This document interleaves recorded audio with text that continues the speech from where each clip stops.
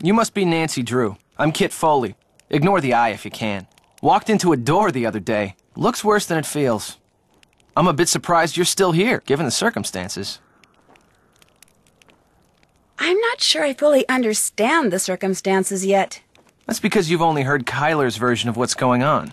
Or worse, that daffy caretaker's version. Either way, it's unlikely you've heard the truth.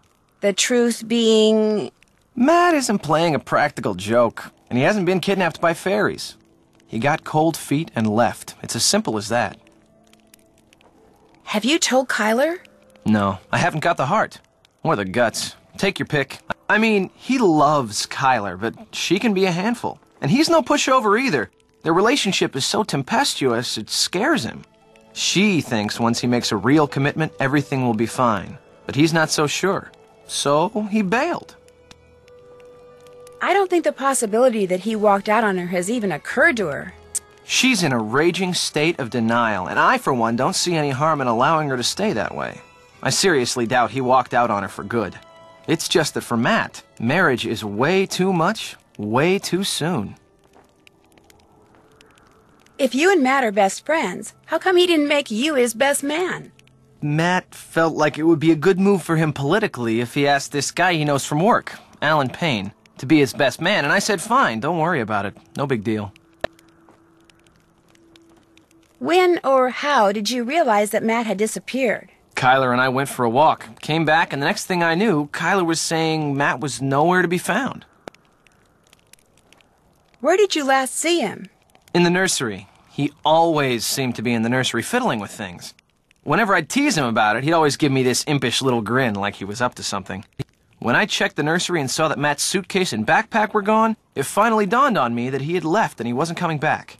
Of course, by that time, Kyler had convinced herself that he was simply playing one of his practical jokes, and I couldn't bring myself to burst her bubble, so I didn't. It looks like you're drawing something. Are you an artist? Me? Not hardly. I'm with a real estate development company. These are just preliminary sketches for a couple of projects we're working on. In other words, I'm doing homework. Have you ever developed a project in Ireland? No, but it's just a matter of time. Especially if we got our hands on a tract of land like the one this castle sits on. Ocean view, easy commute to Donegal, bedrock foundation, readily accessible groundwater. That bog's a bit problematic, but a little sand, a little gravel, a little landscaping, voila! A cluster of 6, maybe 8 luxury homes amid a park-like setting that would sell like lightning. How come you sound so American? Because I am American. My father's VP of International Sales for Krollmeister Incorporated. The company transferred him to London 15 years ago. I've pretty much lived there ever since, I just can't seem to pick up the accent. Good talking to you. See ya.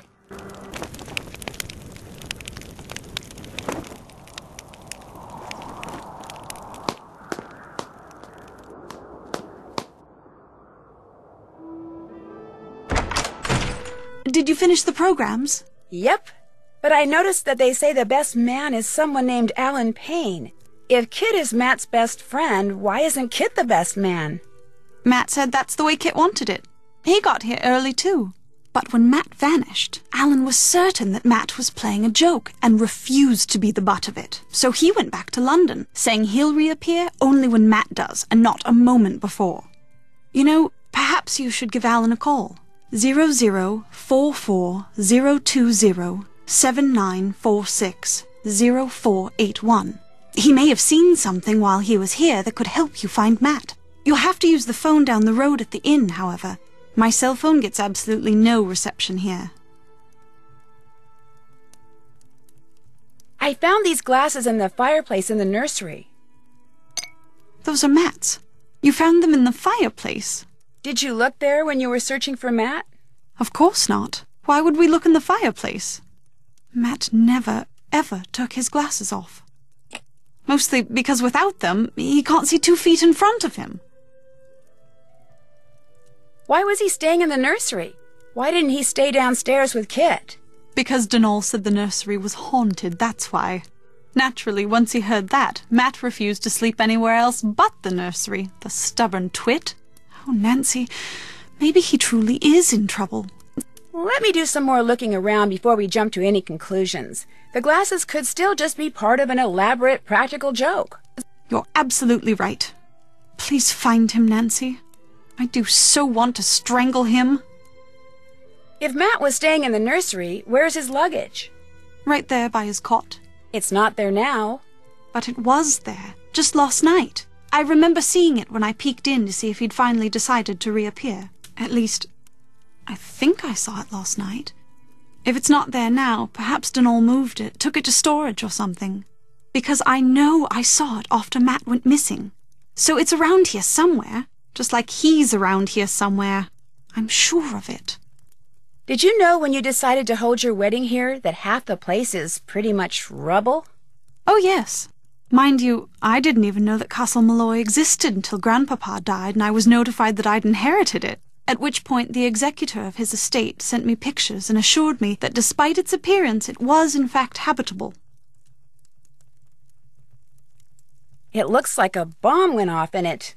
No doubt because one did. One summer night in 1944, this place, or half of it at least, just suddenly blew up. It was rumoured that my great-uncle Brendan was working on something that involved a new kind of rocket fuel. He was killed along with his wife and young daughter. Apparently they all just vaporized. Which I guess is why Donal claims the nursery, where the little girl spent most of her time, is haunted. Where does Mr. Delaney live? All I know is he comes at dawn and leaves at sunset. I can't fathom what he does all day, but he always seems to be puttering away at something. When he's not working, he spends most of his time down the road at the Screaming Banshee Inn. How long has he been the caretaker? I don't know that either. A long time, I should imagine, seeing as he more or less came with Grandpapa's estate. I should let him go. All he ever talks about are banshees and fairies and leprechauns, and he can be quite obstinate, as you saw at the door. But if Grandpapa saw fit to put up with him all those years, I suppose I can too.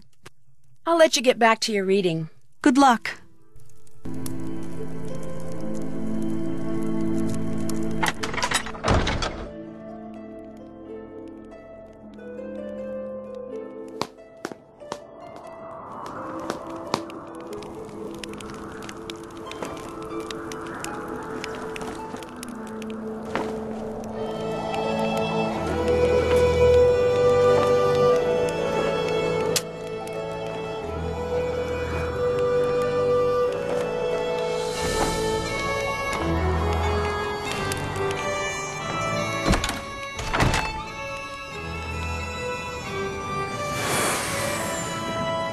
Where are those lights in the tower coming from?